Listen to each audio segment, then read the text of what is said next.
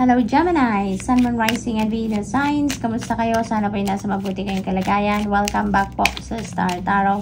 Kung bago kayo rito, welcome din kayo. Thank you sa inyong support. I truly appreciate it. God bless you all.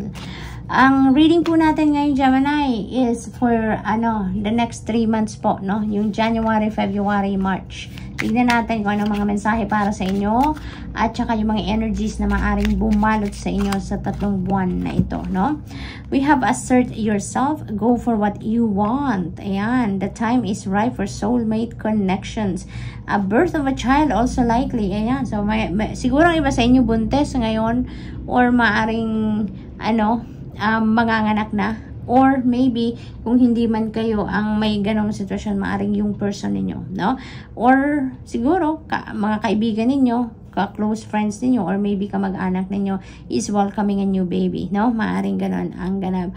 At saka napakagandang parang encouragement ito sa inyo na go for what you want. Ngayon, Gemini, parang the divine timing is now, no? Para dyan. So, what else?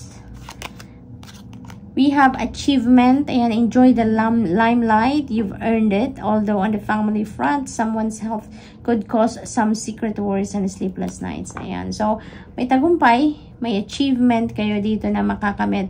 Magiging sikat siguro kayo, no? The limelight is yours ngayon. Very successful siguro kayo sa inyong ginagawa, sa inyong trabaho sa ngayon. Pero, parang hindi kayo masyadong magiging masaya, no? Even though may tagumpay kayo or may success kayong natatamasa sa ngayon. Because, maybe meron kayong kapamilya or meron kayong mahal sa buhay, no, na merong iniindang sakit siguro sa katawan, kaya medyo mag-worry kayo, no, ipag-aalala ninyo yan, no, so maaring ganon.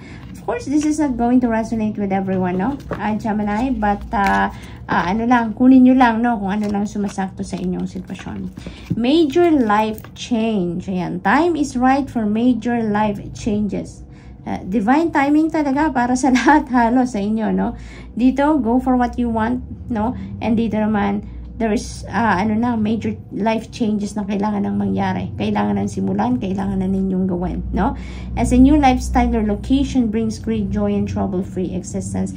Maaring may relocation, no? Ang iba sa inyo dito, Gemini, maaring nagbabalak talaga kayo na maglipat ng bahay, maglipat ng tinitirahan na lugar, no? At maaring ito na yon, no? Dahil maybe you can feel na kailangan talaga ninyo itong relocation na to. Kaya siguro ngayon, you're going for it na talaga, no? Parang feeling ninyo siguro, ito na yung tamang panahon, ito na yung tamang pagkakataon para mag-relocate na kayo.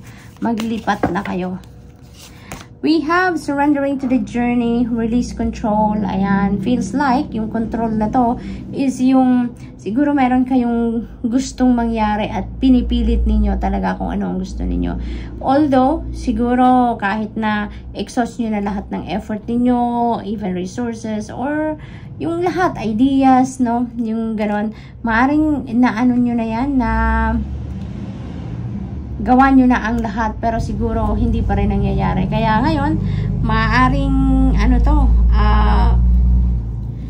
this could be your realization and you're just going to surrender now to God. You're going to surrender now to the natural ebb and flow of life instead of controlling what is going to be the outcome ng kung ano man ang gusto ninyong mangyari, no? So, in a sense, this is a beautiful realization dahil totoo naman, diba? Kahit anong effort natin, kahit ano man ang gawin natin, ipilit natin ang gusto natin. If it's not meant to happen, it will not happen. Hindi ba? If it's not meant to be, it won't be. Kaya, di ba, may kasabihan nga na kung hindi ukol, hindi talaga bubukol. Hindi ba? Kaya, maaring, breakthrough din ito para sa inyo na ma-realize ninyo at magawa ninyo na mag-surrender na lang, di ba, sa divine universe. Journey by the moonlight, believe in magic. Ayan. So, maybe meron ditong shift ng mindset, shift ng paniniwala, no?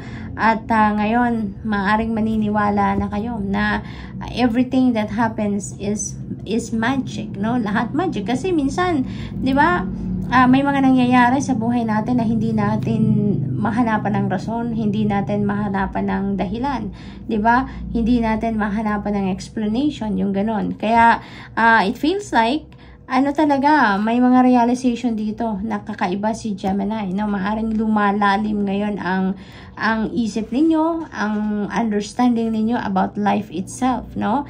Kaya napakaganda. It feels like may mga bagong kayo dito, may mga bagong perspective siguro kayo about life itself, no? Na napipick up. We have narrow pathway, tread thoughtfully. Ayan. So, for some of you, it feels like you are heading towards some new endeavor, mga ganon. May mga, siguro nga dahil, no, may mga life changes kayo na gagawin sa ngayon. Kaya, parang wina-warningan kayo dito na mag-ingat kayo, pag-isipan ninyong mabuti, no, every step of the way, kailangang sure kayo, almost, ng kung ano ang kailangan ninyong gawin, no. Make sure that you are listening and following what your intuition is telling you, so that you will be guided accordingly, yung mga ganon, no? So, what else for Gemini? We have trust and all is as it should be. Ayan, magtiwala lang kayo, no? There is a divine plan, alalahanin ninyo yan, na merong plano ang divine universe para sa bawat isa sa atin. Kaya yun ang kailangan ninyong gawin ngayon. Magtiwala lang kayo, no? That all is well. Dahil kung ano man ang gusto ninyo, if it's also part of the divine plan, ibibigay at ibibigay yan sa'yo. We just don't know, no, kung kailan. It might not be then the exact form na gusto ninyong mangyari. It might not be on the same timeline na gusto ninyong mangyari yan or ine-expect ninyong mangyari. But if it's meant for you, it will be yours. Ibibigay sa iyo yan. Kaya magtiwala ka lang. Magtiwala ka lang na lagi kang binabantayan, lagi kang ginagabayan, no? At kung ano ang deserve mo, kung ano ang para sa'yo, ayan ay i-deliver sa'yo, no? In God's timing. So, what else? We have forgiveness. Ayan, compassion and kindness. Maaring yan ngayon ang mamamayani sa puso ninyo, no? Love. In other words, that is love, no? Maaring kayo ngayon, no? Maaring bukas na ngayon ang inyong puso at ang inyong isip sa pagpapatawad, no? You're choosing love over anything else, no? Kaya magkakaroon kayo dito ng compassion, ng kindness, and forgiveness. Nag-expand ngayon ang puso ninyo, kumbaga. We have happiness. Holy moly, napakaganda nito. Sa lahat ng mga ganap sa buhay ninyo, yan ay maghahatid, no, ng happiness. Imababalot kayo ng kasiyahan, maaring maraming biyaya ang parating din sa inyo at kaya maaring kikiligin kayo dito ng sobra at talagang magiging masaya kayo. There are so many blessings, no, in different forms, in different ways, ang pagdating ng mga yan, no? What else? We have 8 of Pentacles. Ayan. So, sipag, no? Ang sipag ninyo dito, Gemini. Pinapakita lang dito kung gaano kayo kasipag. At saka, you are working so hard, no? You are working so hard.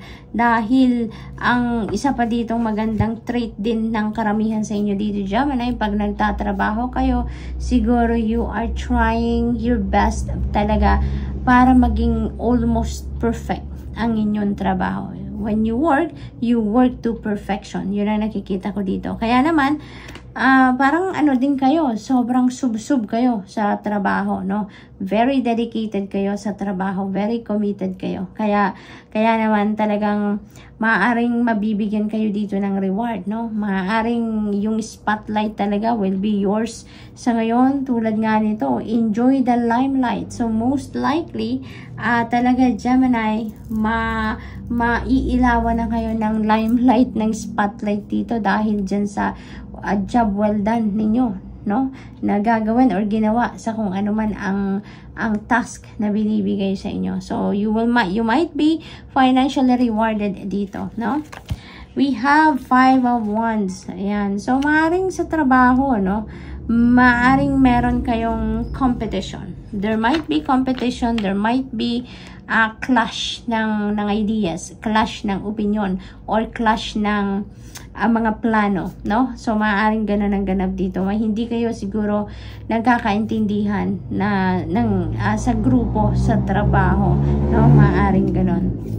What else? We have High Priestess. Ayan, tulad ng sinabi ko kanina, you're guided, divinely guided. Kaya, yun din ang yung reminder sa inyo ni High Priestess ngayon. Napakinggan ninyo, sundin ninyo kung ano ang divine universe's guidance na binibigay sa inyo, dahil yan ang makakatulong sa inyo, no? Ihahatid ka niyan or